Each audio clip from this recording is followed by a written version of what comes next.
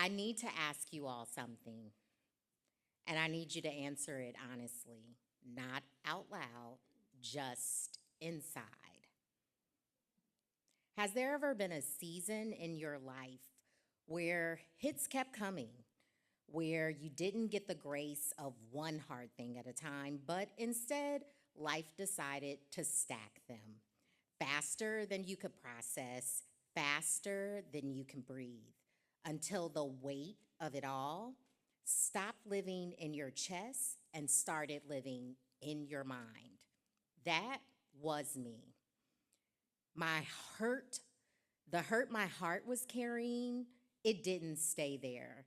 It traveled up into my thoughts, into my sleep, into my mornings. And one day, quietly, without a dramatic breakdown, without a scene, I looked at myself and I knew I was not okay. Now, I want you to understand something about who I am. I've always been the person who handles it, who figures it out, who does not ask for help because asking for help feels like admitting defeat. But this time, an unexpected, an unexpected flash of bravery. Oh, sorry, I think I missed where I was. Forgive me. Did I? Oh, thank you. Maybe this is it.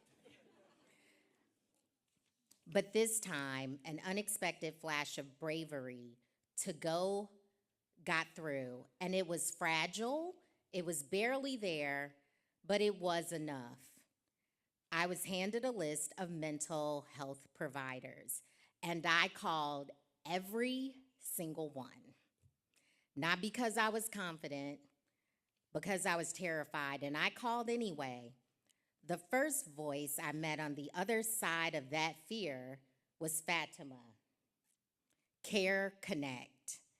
Think about what it means to walk into an orchestra, every instrument present, every musician ready, but no one is leading, just noise.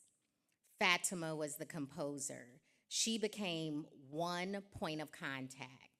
Fatima wove together the protocols, the paperwork, the right therapist, so that I would never, not once, have to sit across from a stranger and bleed my story out again from the beginning to prove I deserved help. Do you know what that kind of mercy does to a person who is barely holding on? It is the difference between staying in the fight and walking away from it.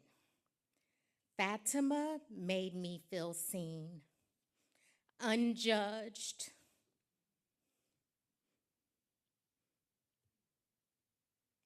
not a case number, not a checklist, a person.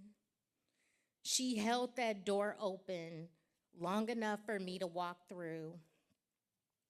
On the other side was Misha, the pro bono counselor I was matched with from Intentionally Resilient.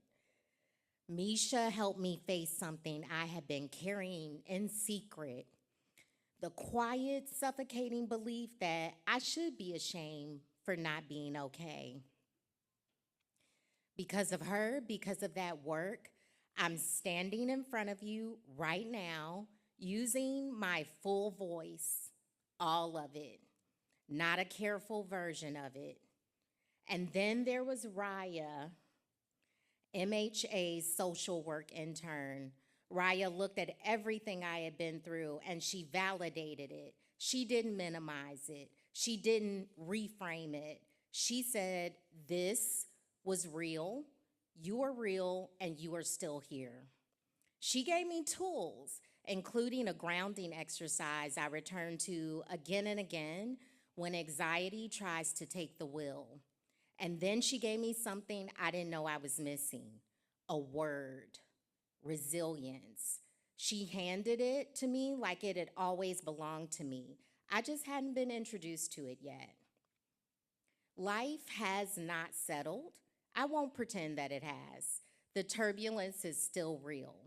But every single week, I have a therapist who listens, who challenges me, who teaches me how to show up fully with my intelligence, my thoughtfulness, and my resilience, leading the way. Collectively, they're teaching me to stop standing at the far end of that dark tunnel, waiting for a light I couldn't reach, and instead to pick up a brush and paint it. The fact that I am in this room, standing in front of you, speaking out loud is not a coincidence. It is evidence. Care Connect provides critical services to the people who are brave enough to make one phone call while they are barely holding on. People who deserve to be met by a Fatima, a Misha, a Raya. People like me and maybe someone you know. Thank you.